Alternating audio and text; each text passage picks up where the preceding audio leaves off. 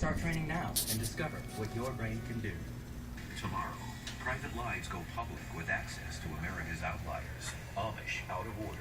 They struggle to leave their former Amish lives behind. They got so many rules that I just didn't see myself doing it all my life. Followed by American Colony, Meet the Hutterites. They struggle to stay, fighting modern-day temptations. You don't need schooling. Give me your books. Amish out of order. Then American Colony, Meet the Hutterites. Tomorrow, starting at 9 on the National Geographic Channel. Chino Airport, California. In just 2 days, an experiment team will test drop a reconstructed Nazi bomb from a B-25 bomber onto a replicated battleship outline. The crew wants to determine the ballistics and destructive power of the Fritz X bomb. The testing site is a remote part of the California desert, on the property of bomber pilot Carl Scholl. Basically, this area, which is a quarter of a mile by half a mile, will be our drop zone. And what I'd like to do is set up the profile of the Roma, something like that, and be moving west to east, and pick a point where we think we're going to hit the battleship, and that'll be our release point. And by having the ground teams back here, kind of in a safe zone, that will help protect everybody from getting hit. Tony Ritzman, flying the B-25 for over 30 years now, points out the risks of the bomb drop. Once it falls free from the airplane, we don't know if it's going to pitch up and down, if it's going to enter into a roll movement, or quite conceivably it can even pitch up and start tumbling. And so the first 2 or 3 seconds of release are going to be a little bit of a risky event as far as maybe the Fritz hitting us. In fact, the real Fritz X was so fast that it would have reached supersonic sound. That's why they had these roundish tubes at the end of it, to prevent the supersonic sound speed. We're in the testing phase, and if you'll remember, the Germans used up over 600 of these devices just learning how to drop them, and we're going to do it Let's not think too much with about two. that. The team schedules a preliminary test drive of one of the replica Fritz X's for the next day. Stop breathing in there, man. Which one you guys gonna do mouth to mouth? I'll do chest compression. That's about as far as it's gonna go. Constructed the Nazi bomb in a remarkably short It seems time. to drown. What's the footprints on his chest? By a bomber run. It can only test to prevent a potential disaster. Why is there 4 different kinds of vomit in his mouth? Well, he puked up, and then, like we all tried to get him mouth to mouth and got sick ourselves. I'm sorry.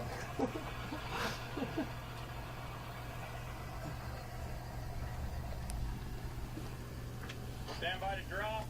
3, 2, 1. The modified release mechanism works perfectly. Well, we didn't really test it in the airstream. All we tested was the vibration factor with the engines running, but everything looked plenty stable, so I think we're good to go. But the Fritz X was not the only secret weapon in Hitler's arsenal. Across the ocean in Germany, a seemingly innocuous peninsula in the Baltic Sea close to the Polish border. But in Nazi Germany, the area of Peenemünde was Hitler's high-tech rocket center. Secret operations started in 1936. Later, rocket launching sites expanded to a remote island off the coast. The world's first ballistic missile, Hitler's vengeance weapon, the V-2, took off. In 1942, the missile became the first man-made object to reach the edge of space in its trajectory. Today, visitors need special permission to enter the restricted area containing the ruins of Hitler's state capital. The legendary Peenemünde also gave birth to another advanced Nazi rocket, the Wasserfall. The Nazis designed this single rocket to bring down a whole fleet of enemy aircraft. The plan was for the warhead to detonate inside of a bomber formation, and its special liquid explosive would create a devastating blast area. The Wasserfall was really the first potentially effective surface-to-air missile that could have been widely used and very effective against bomber fleets. It really, of all the German weapons at the time, probably could have changed the course of war in the West, possibly even had negotiated or returned surrender. But Hitler regarded defensive as defeats. He didn't see the point. Instead, he promoted the vengeance and other offensive weapons up until the very end of the war. Now, over 6 decades after the first set of fatal missions of the Fritz X, the replicas of the Nazi bomb are ready for a daring test drop in a remote desert site. Are you embarrassed by the grout in your home? Chemicals and scrubbing just don't work. Hi, Mark Hill here for Grout Bully, the fastest and easiest way to clean, renew, and redesign your grout, guaranteed.